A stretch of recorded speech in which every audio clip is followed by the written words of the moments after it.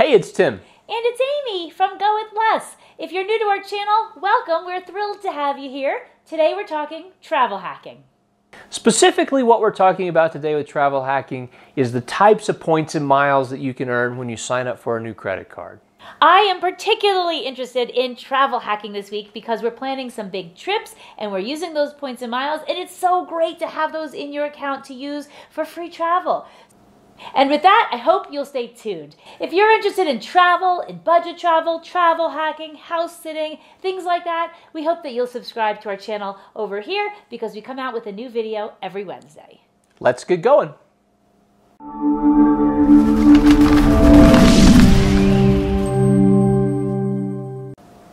In the big picture, there's really only three types of points and miles that you can earn when you're signing up for Three types. Three types. Number one is going to be fixed value or cashback cards. We'll talk about what that is. Number two is going to be a co-branded card. We'll talk about what that is. And number three is a transferable point card. We'll talk about what that is.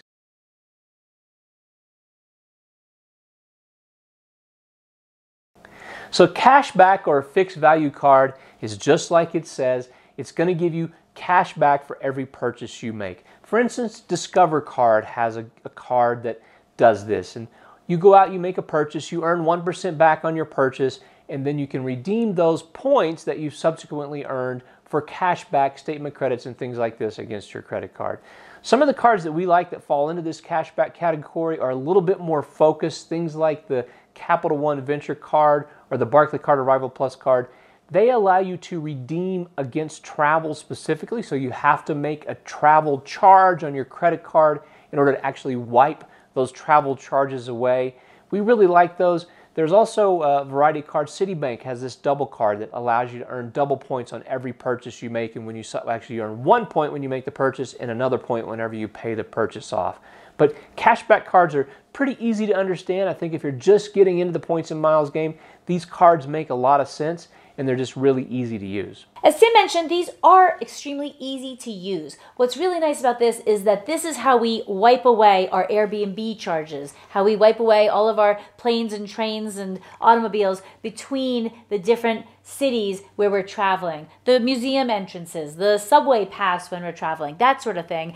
As we mentioned in last week's video, when you book a frequent flyer ticket with points, you still pay the taxes and the fees. That might be minimal in the United States, but when you are traveling outside the US with a family, those add up very quickly. We wipe those away with these cards. It's really important to know also exactly how the cashback structure works or how the fixed value works.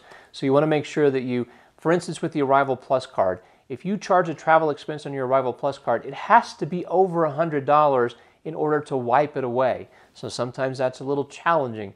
Oftentimes, I think with the Venture card, you can wipe almost everything away, and then sometimes there's also limitations, like it's the first $25. Until you've earned $25, you can't wipe away any charges. So there's lots of rules you'd want to pay attention to with these cards, but for the most part, they're relatively easy to use. And like Amy said, we really like these just because of the ease of using them. You can use them on anything, almost, all travel. That's right. We usually pay for the smaller travel charges on our Capital One and our Barclays card because we like to take advantage of the category-specific bonuses on other credit cards. For example, if we get 5 points for every dollar we spend on one of our credit cards, we sure as heck are going to put our bigger travel expenses on those credit cards and make sure that we're getting the most points for that. The second category of points and miles that we're going to reference is going to be co-branded points. This is probably the thing that most people are familiar with when you think about points and miles. This would be like, for instance, Marriott has a relationship with Chase Bank. And so Marriott is going to offer you 100,000 points for signing up for a credit card that happens to go through Chase Bank. Or Southwest Airlines has a relationship with Chase Bank. And this card is only going to earn points in the specific program you're signed up for. For instance, with Marriott, if you have a Marriott credit card and you use that card, you're only earning points in the Marriott program. Often these cards give a lot of perks with the partner. Maybe you're with an airline card and you get free bags. Maybe you're with a hotel card and you get lounge access, things like this. Sometimes there are nice perks that come with it. Yeah, we like these cards. However, you have to be very specific. So if there's some great offer out for 100,000 points for Aventia Airlines or something. Did you make that up? No, there is something. Oh, I think that's I don't know Aventia Airlines. You mentioned an airline that I don't even know. So you may not necessarily want to go sign up for that card just because it's a great sign-up bonus. Or Southwest Airlines is one of our favorite airlines. And if they don't fly to your airport, well, it probably doesn't make any sense for you to be earning Southwest miles, even if you can do some great promotion and earn a bunch of points with Southwest. Yeah. Something that's also really nice about these credit cards is oftentimes it's a way to keep your points active in a given program. If you have the card in your wallet, then it may allow you to go ahead and extend the points you have in a program. You don't have to worry about getting on a plane to keep your points active. Having a credit card that belongs to the specific co-branded partner will allow you to keep those points active. And how about annual fees on those? It seems like all the co-branded cards come with an annual fee, so that's something to be aware of. Oftentimes they'll give you a bunch of points to sign up. The annual fee will be waived the first year, and then each year thereafter, if you're going to keep that card in your wallet, you're going to be paying an annual fee. So you want to make sure that that annual fee is worth it. For instance, IHG has a great deal where you can get a single night. Every year when you pay the annual fee, they'll give you a single night at an IHG property, a specific level of IHG property. Not like the top echelon. Not like the top, but you can keep that card in your wallet and just every year you get a new night added to your points program and you can use that. But just something to be aware of is you're probably going to be paying an annual fee for every single one of these co-branded cards.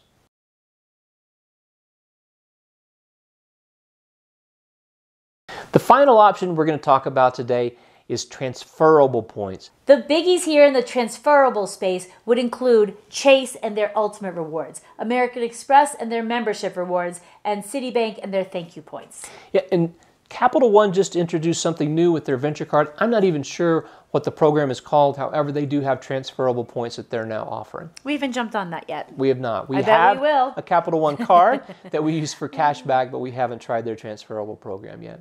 We have a lot of Chase points, and we have been thrilled because these points can get transferred to all kinds of partners, all kinds of hotels. We have a lot of points in the Chase program. We have points in a lot of programs, and we have points in all the transferable programs. But the Chase Ultimate Rewards are, I think, the easiest, best to use.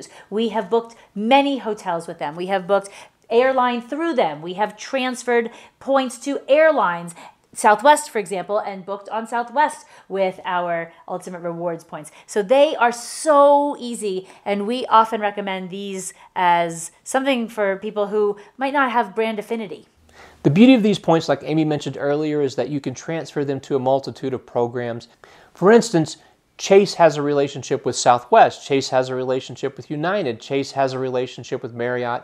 You can take their points and transfer them to these partners. You can also use the points to simply purchase travel outright. That sometimes makes sense, but oftentimes you're going to get the most bang for your buck with transferring the points to a specific partner. One of the things you need to know about these points is that if you close the account, the points go away. So you no longer would have those points. You'd have to transfer them out to a partner before you closed your account. One of the things about the co-branded cards that we mentioned earlier is if you sign up for a Marriott card, once Chase has transferred those points to Marriott, those points stay in your account even if you close your Chase Marriott card sometime down the road. I'm the one who books all of our travel, so I am in that Chase portal a lot, and it's not just hotels and airlines. There are all kinds of things in there. It's not always the best redemption, but if you have a lot of points, it might be something to consider. You can get airport transfers through the site, so if you want to be picked up at the airport and driven to your destination, you can pay for that with Chase Ultimate Rewards points. We took a walking tour in Prague, and we booked that through our Chase Ultimate Rewards points. I think you could take cooking classes. There's all kinds of stuff that you can do. So it's not just the normal flights and hotels. It can go way beyond that. It's pretty cool. For us, I think the order of preference for these different types of points would be transferable points are our number one choice just because of the flexibility they offer. Cashback would be our number two choice, again, because of the flexibility they offer. And then co-branded cards are going to be very, very specific to our travel requirements. So the nice thing about cashback is it doesn't really matter what you're going to do from a travel perspective. Those points are going to be very valuable to you. With the transfer partners or the transferable programs, you're again going to have to make sure that the transferable points you're earning are going to make sense for your specific travel requirements. And then with the co-branded cards, you're really going to need to be specific about your travel intentions. We have points all over the place. Lots and lots in transferable partners, lots and lots with hotels and airlines that we frequent most. But the cashback, we don't really hoard those. No, we don't. So the cashback, as soon as we have something where we can actually use those points, we'll go ahead and spend those points. When Amy says we're hoarding points, there are plenty of people in the travel hacking space who say this is a horrible idea. And the reason for that is every single year, inevitably, a given partner is going to devalue their program. And so having a bunch of points in a program when it completely devalues is not a good idea. As a matter of fact, we had an issue with a given hotel chain that completely changed the program. It took us almost 2 years to use up the points that we had accumulated just because they changed their program and it was no longer valuable to have these points. So something that's unique for us is we intend to be traveling full time in a year. So having this we are stockpiling right now. We are stockpiling points because we will use them over the course of the next 10 years, and having them across a broad swath is a good thing for us. And it will be harder for us to earn them when we're on the road full time. We're earning them now so that we can be using them. I don't know that we're going to be able to use them for 10 years. We don't have that many points. No, we don't. But we will be using these heavily, at least for the first year or two, or hopefully 3, a couple years. Yep. Hopefully, that's a helpful introduction to the types of points that you might potentially be earning. There are all kinds of credit cards in the marketplace now that offer all kinds of different things. When it comes to travel, those are the 3 main types of cards. Do you earn points and miles or cash back on credit cards for travel? If so, we'd love to hear from you in the comments below. Please let us know, what cards are you using? What do you put at the top of your wallet and you're using that day in, day out? Or are you someone who's constantly with new cards and you're never sticking with the same card because maybe you're going for new sign-up bonuses? We would love to hear from you, and we're really good about responding when you do comment. So we love that engagement. Please put that down below. If you have any questions, if you have any suggestions for future videos specific to travel, we would love to hear those also down below. And that's it for today. If you like the video, please give it a thumbs up. If you haven't subscribed yet, please subscribe because we do put up a new video each Wednesday. And please consider putting it up on your social media so that others can learn the difference among these different point programs. With that, we'll see you next Wednesday. Thanks for watching.